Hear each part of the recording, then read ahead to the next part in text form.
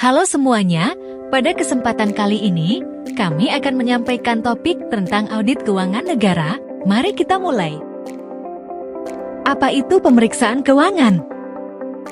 Pemeriksaan keuangan adalah proses identifikasi masalah, analisis, dan evaluasi yang dilakukan secara independen, objektif, dan profesional berdasarkan standar pemeriksaan, untuk menilai kebenaran, kecermatan, kredibilitas, dan keandalan informasi mengenai pengelolaan dan tanggung jawab keuangan negara. Pemeriksaan keuangan berisi apa saja? Pemeriksaan keuangan negara meliputi pemeriksaan atas pengelolaan keuangan negara dan pemeriksaan atas tanggung jawab keuangan negara.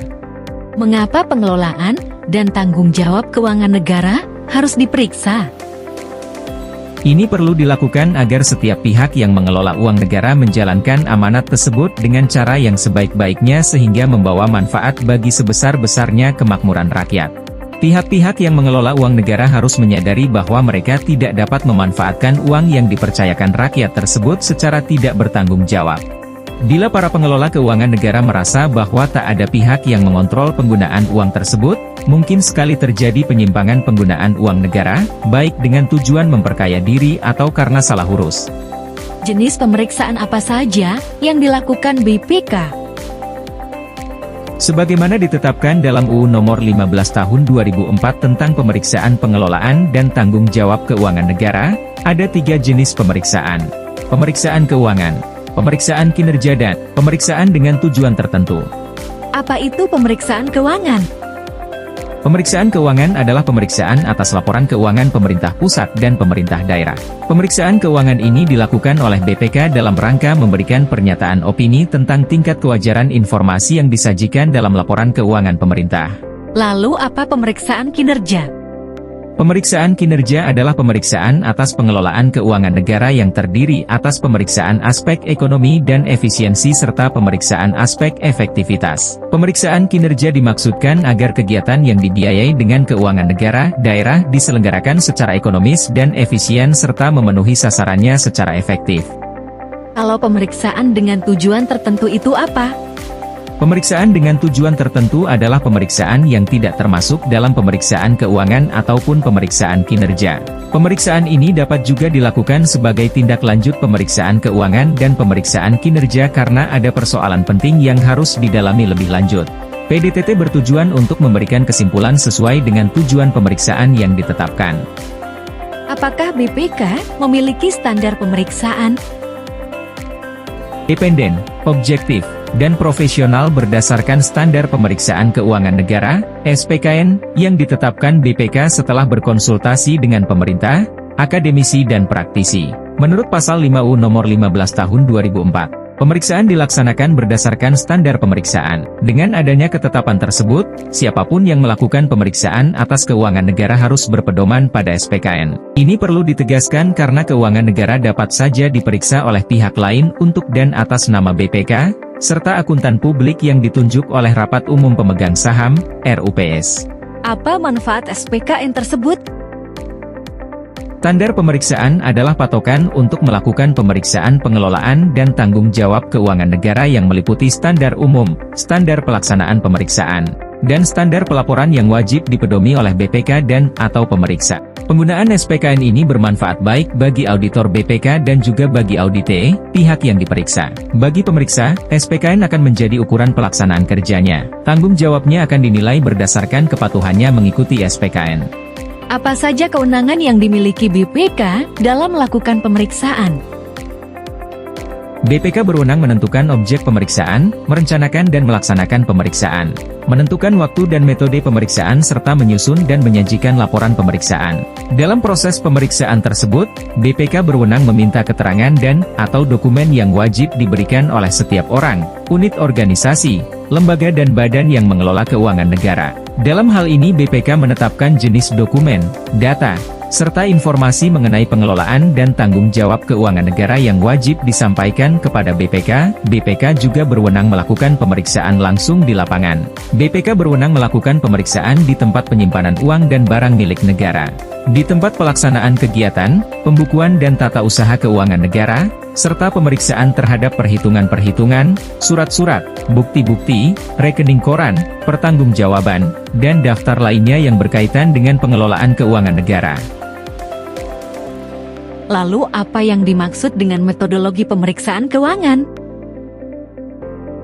Metodologi pemeriksaan keuangan. Kep BPK nomor 4K13/27/2014 tentang petunjuk pelaksanaan pemeriksaan keuangan, metodologi pemeriksaan keuangan menggunakan pendekatan pemeriksaan berbasis risiko. Agar pelaksanaannya dapat berjalan secara sistematis, maka pelaksanaannya dibagi menjadi 3 tahapan, yaitu perencanaan, pelaksanaan, dan pelaporan hasil pemeriksaan. Pemeriksaan dengan pendekatan berbasis risiko ini memberikan fokus perhatian pada area-area berisiko tinggi. Penilaian risiko tersebut dilakukan pada tingkat entitas, siklus, kemudian diturunkan pada tingkat akun sehingga pemeriksaan dapat dilaksanakan dengan lebih efektif dan efisien.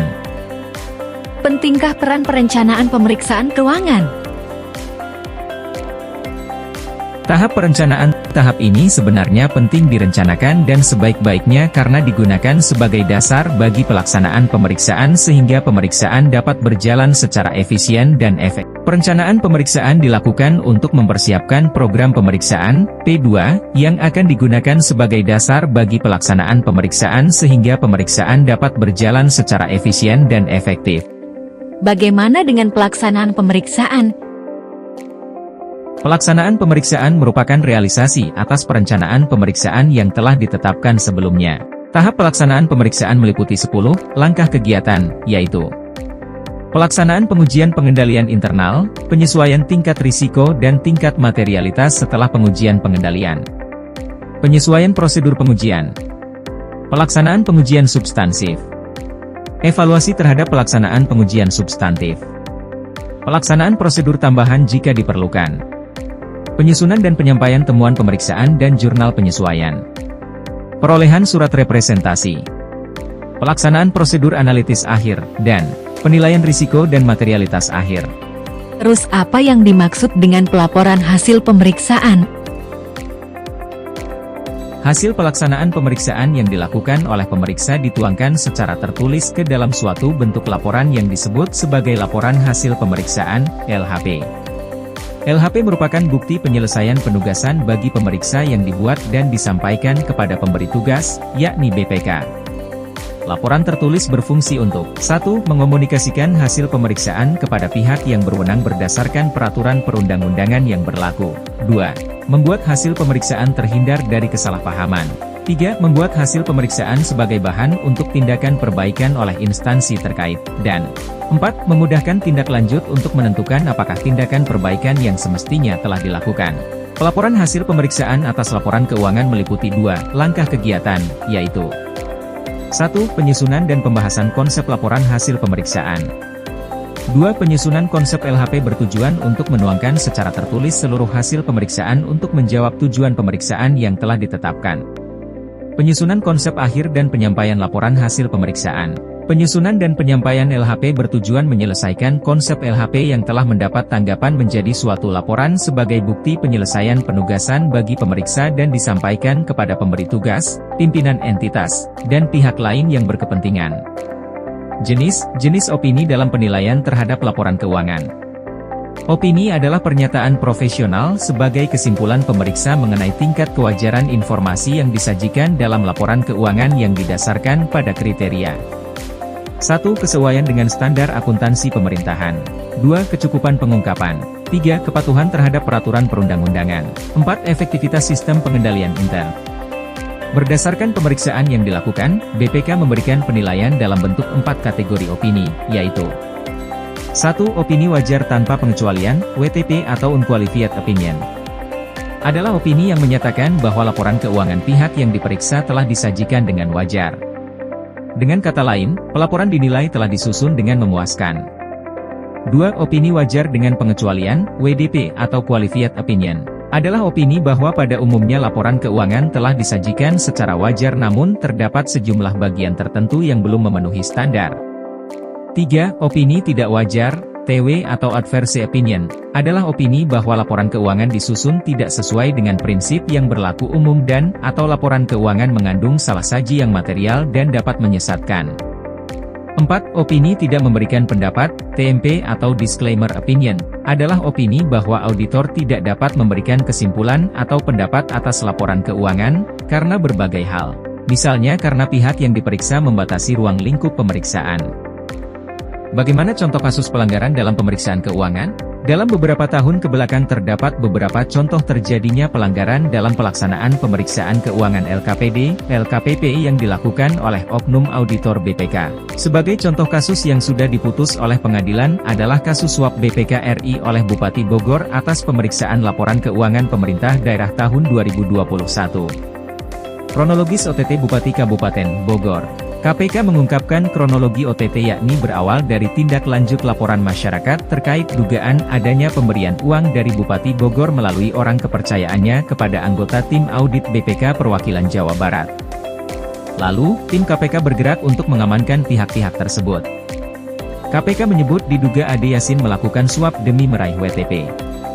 Barang bukti berupa uang rupiah dengan total 1 miliar 24 juta rupiah yang terdiri dari 570 juta rupiah tunai dan uang di rekening bank dengan jumlah sekitar 454 juta rupiah disita.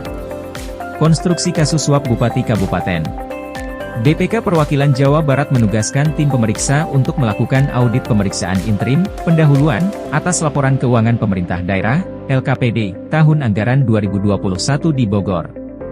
Pada Januari 2022, lanjut Firly, diduga terjadi kesepakatan pemberian sejumlah uang antara HNRK dengan IA dan MA. Tujuannya mengondisikan susunan tim audit interim. ATM kemudian mengondisikan susunan tim sesuai dengan permintaan IA yang nantinya objek audit hanya untuk SKPD tertentu. Proses audit dilaksanakan mulai bulan Februari 2022 sampai April 2022. Hasil rekomendasinya adalah tindak lanjut rekomendasi tahun 2020 sudah dilaksanakan dan program audit laporan keuangan tidak menyentuh area yang mempengaruhi opini. Adapun temuan fakta tim audit ada di Dinas PUPR, salah satunya pekerjaan proyek peningkatan Jalan Kandang Roda Pakansari dengan nilai proyek 94,6 miliar rupiah yang pelaksanaannya diduga tidak sesuai dengan kontrak. Keputusan pengadilan terhadap kasus suap. Majelis Hakim menyatakan terdakwa terbukti secara sah melakukan korupsi secara bersama-sama. 1. Terdakwa Anton divonis 8 tahun dan denda 300 juta rupiah. 2. Terdakwa Geri divonis 5 tahun dan denda 200 juta rupiah. 3. Terdakwa Arko divonis 5 tahun dan denda 200 juta rupiah. 4. Terdakwa Hendra divonis 7 tahun dan denda 300 juta rupiah. Majelis Hakim yang diketuai Hera Kartaningsih memvonis Bupati Bogor nonaktif Ade Yasin dengan hukuman 4 tahun penjara dan denda 100 juta rupiah. Bupati Bogor dinilai terbukti bersalah melakukan tindak pidana suap terhadap anggota BPK Provinsi Jabar dalam kasus dugaan suap laporan keuangan Pemkab Bogor tahun 2021. Contoh kasus tersebut menunjukkan bahwa oknum BPK tersebut telah gagal dalam menjalankan dan menegakkan nilai-nilai dasar BPK sesuai amanat undang-undang, yaitu integritas, independensi, dan profesionalisme, serta tidak terlibat dari tindak pidana korupsi. Dampak paling besar dari contoh kasus ini adalah seperti yang diungkapkan dalam pertimbangan Majelis Hakim yaitu dapat mengurangi kepercayaan masyarakat terhadap kinerja dari institusi BPK.